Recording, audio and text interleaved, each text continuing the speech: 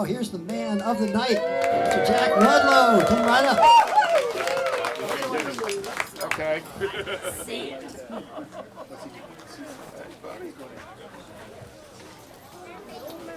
Shark bait. For shark bait. Shark bait. Happy birthday to you. Happy birthday to you. Happy birthday, dear Jack.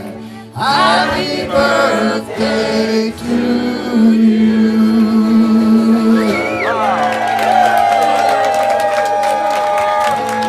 And we wish you 80 more good years.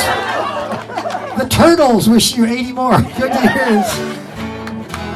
I am overwhelmed. Would you like to say Yes, speech. Yes, speech. Okay. Speech.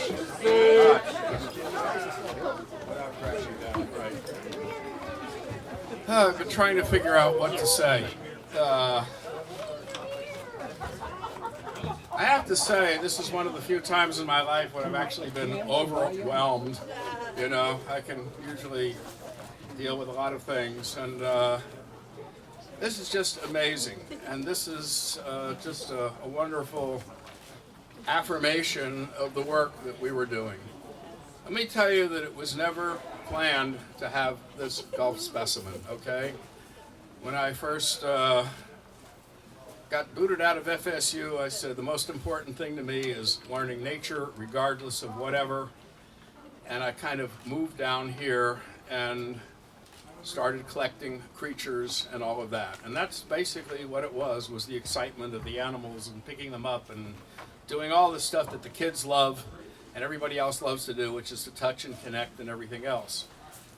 I wasn't reaching out towards the rest of the world, but the world came to us because we have a shrimp boat and we would come back into the dock and we'd have, you know, octopuses and other creatures like that, and then people would come and look at this stuff and say, what are you doing with this stuff? And then, well, we're going up here, and then people would follow us up and then look in the tanks, and then the local high school in Sopchoppy said, can I bring my class? Well, yeah. So we had no bathrooms. We had one bathroom in there, and 30 kids hopping around waiting to get in there. And Ann at that point said, we've got to open this to the public. The public wants to see it and wants to communicate and connect with it. And that's what Gulf Specimen has been all about. All we do is showcase life. Just the more we can showcase and let people connect with it, the more they love it and the more they do it.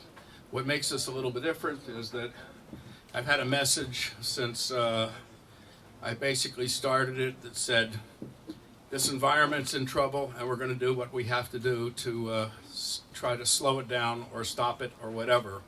So there were a lot of years of environmental battles and heavy duty stuff that went on back and forth and trying to get laws and protections of wetlands. And it's never quite gone to the way we'd like it, but it was also didn't go the way where the whole coast got completely scrapped like so much of other things.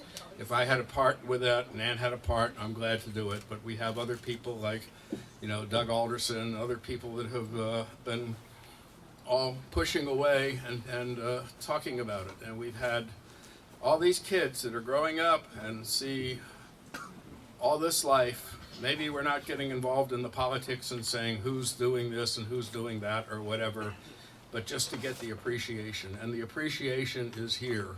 And the appreciation, whether it's the live creatures we're touching or the fiberglass models or whatever, they're connecting, and that's what we want to do. So what happens for the next umpteen years is really up to you. It's the sustainability. This is a weird little place that Gulf Specimen started. I mean, I started this thing with John Steinbeck had urged me to come down and to do this. I was at a crossroads in my life of what was I going to do and how was this going to go on, and all of a sudden I'm corresponding with you know, the Nobel Pulitzer Prize peace winner or whatever he was, John Steinbeck, and yeah, so you know, he wrote Cannery Row and all this other stuff, and but I got to know him and through him, I guess, indirectly, I was able to start publishing my books and his encouragement. But his real encouragement was, this is a cannery row down here. It hasn't got the House of Ill Repute next door, and it hasn't got the, Lee Chong's grocery store, but it was only its time of a man studying the ocean and making it available and sending it out to other people. And that's what Steinbeck wrote about in the popular book, and Ed Ricketts was the marine biologist who had Pacific Biological Laboratories, and it was real. What they called Western Biological in the novel was Pacific Biological Labs, and they did studies in the Gulf of California, and they made major contributions. And encouragement from mentors like that made the difference. I've had many people help me over the years. At Harvard Museum of Comparative Zoology, they had faith to give me an office, and I would bring stuff up from the Gulf of Mexico and says, "What's this?" And then they'd start looking at it and give me the answers as much as they could.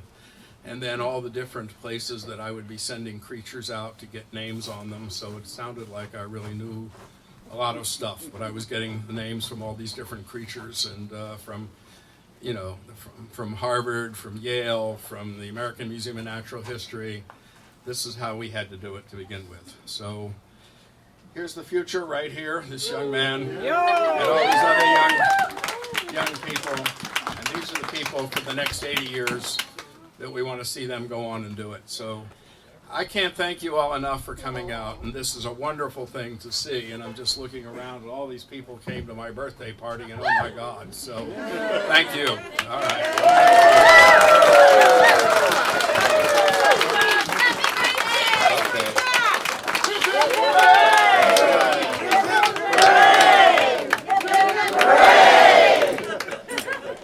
So what next? Ain't done yet. Sky, get up here. Get on the mat. You want to say something? All right. All right. Dad. Kai wants to say something. What do you want to say, Kai? Here's a microphone. Ever since when I was born, I knew Grandpa, and I'm 6 years old, so I haven't really known him for some years. and he's a good grandfather.